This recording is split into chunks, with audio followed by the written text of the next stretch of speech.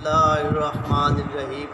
عزیز طلباء، آج ہم اپنے شامل نصاب تیسری کتاب اس کا لیکچر آپ کی بارگاہ میں پہلا پیش کرتے ہیں۔ تنظیم المدارس کے اندر ہمارے ہاں سلیبس کے اندر انگلش، سائنس اور مطالعہ اور اس کے علاوہ میتھ کی کتاب عامہ کی درجے میں ہے۔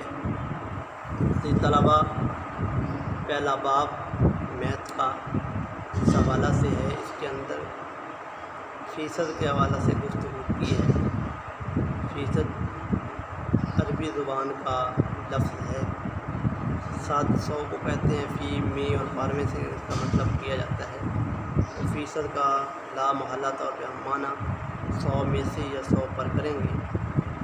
جب 20% آ جائے تو اس کا مطلب ہوگا ہم بٹے میں 100 لگائیں گے۔ 100% اس کا مطلب 100/100۔ 50% اس کا مطلب ہے 50/100۔ 30% 30/100۔ عزیز طلباء، ابتدائی طور پر سب سے پہلے جو بات سمجھنے کی ہے وہ ہے کسر کی اقسام۔ کسر کی 3 اقسام ہیں۔ کسر کی 3 اقسام ہیں: واجب کسر، غیر واجب کسر، مخلوط کسر۔ جب ہم اپنے اساتذہ سے پڑھا کرتے تھے اور حقیقت میں ریاضی کے سیکھنے کے اندر ہمارے سر عبدالغفار جوہریہ صاحب، سر وزیر احمد نعیم صاحب اور سر عاشق حسین بھٹی صاحب، یہ 3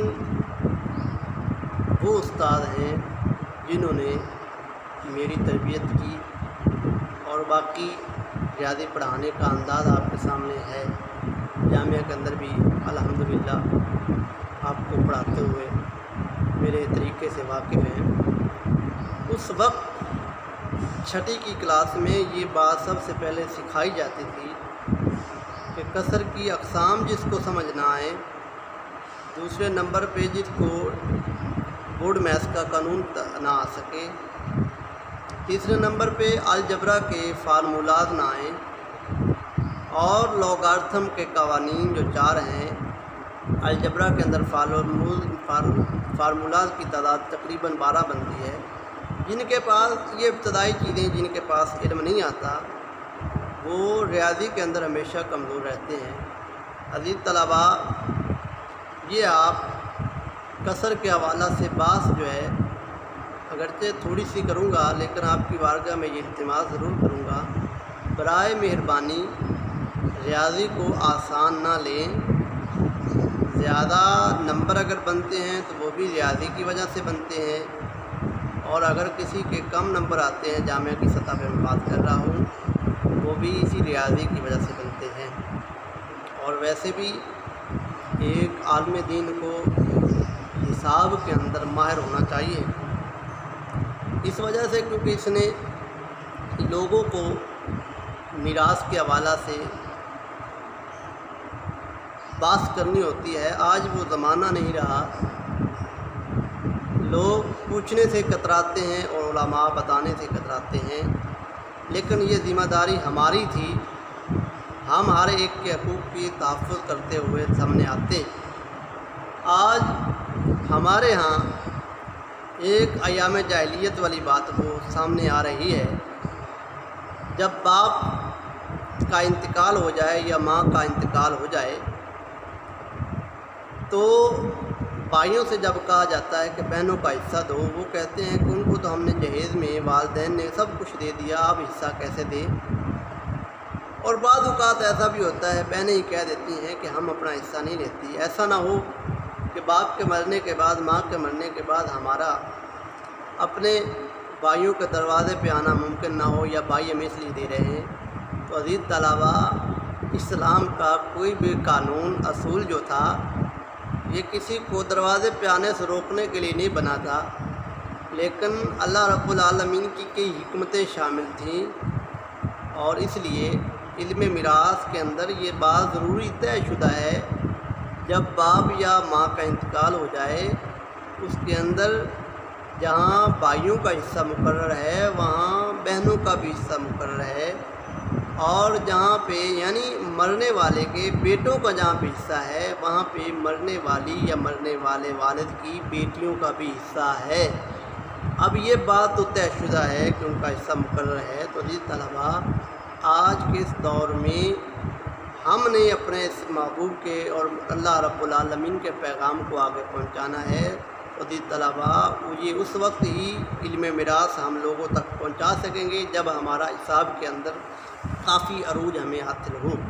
عزیز طلباء قصر کی 3 اقسام ہیں۔ واجب قصر یعنی درمیان میں سلیش آ جائے، اوپر والا حصہ نیچے والا حصہ، اوپر والے حصے کو شمار کنندہ کہتے ہیں، نیچے والے کو مخرج کہتے ہیں۔ اوپر والا حصہ اگر چھوٹا ہو، نیچے والا حصہ بڑا ہو، اس کو ہم واجب قصر کہتے ہیں۔ جیسے 3/7 3/7 7/9، اس کے اندر دیکھیں اوپر والا حصہ یہ چھوٹا ہے، اسی طرح 7 جو تھا یہ نیچے ہے، یہ بڑا ہے۔ یا 7/9 کے اندر دیکھیں 7 جو ہے وہ سمال ہے یعنی چھوٹا ہے، 9 بڑا ہے۔ جب اوپر والا چھوٹا ہو نیچے والا بڑا ہو تو اس وقت اس کو ہم واجب قصر کہتے ہیں۔ لیکن اگر اوپر والا حصہ بڑا ہو نیچے والا چھوٹا ہو، جیسے 9/5 9/5 8/3 یعنی 8/3 5/2، دیکھیں 5 اوپر ہے 2 نیچے ہے، 8 اوپر ہے 3 نیچے ہے، 9 اوپر ہے 5 نیچے ہے۔ ان تمام صورتوں میں اس قصر کو ہم غیر واجب قصر کہتے ہیں۔ جب شمار کنندہ مخرج سے بڑا ہو اس قصر کو ہم غیر واجب قصر کہتے ہیں۔ جب شمار کنندہ مخرج سے چھوٹا ہو اس کو ہم واجب قصر کہتے ہیں۔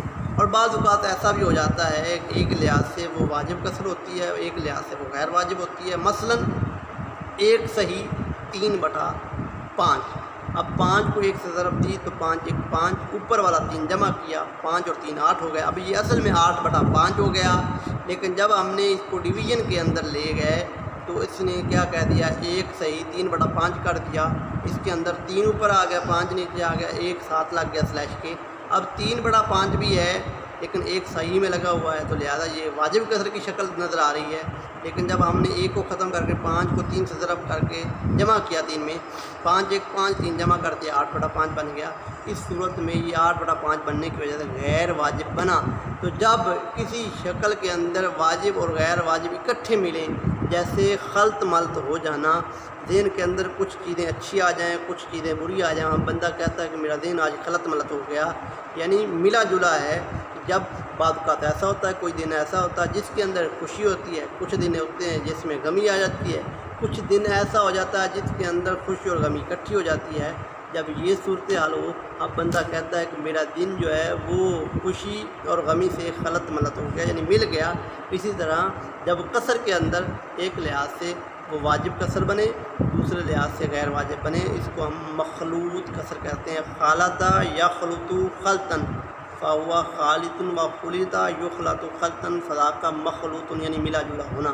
عزیز طلباء انشاءاللہ کل سے ہم 1.1 مشق کا ابتدائی طور پہ پہلا سوال مکمل طور پر حل کریں گے۔ آپ سے یہ گزارش کروں گا اپنے لیکچر کو اب مس نہ کیجیے گا۔ اللہ کی طرف سے جو بھی فیصلہ ہوتا ہے وہ انسان کے لیے بہتر ہوتا ہے۔ کچھ دن یعنی کہ 7-8 دن طبیعت ناساز رہی، میں نے آپ کو پہلے بتایا کہ وہ تایا جی کے فوت ہونے کی وجہ سے میں آپ کی بارگاہ میں اپنا پیغام نہ پہنچا سکا۔ دعا کریں اللہ رب العالمین کسی بھی ناگہانی صورت سے محفوظ فرمائے، اور خصوصاً اپنی دعاؤں میں یہ بات یاد رکھیں، لازمی مجھ کو اس حوالہ سے یاد کریں کہ اللہ رب العالمین حرمین شریفین کی زیارت عطا فرمائے۔ اللہ رب العالمین عمل کرنے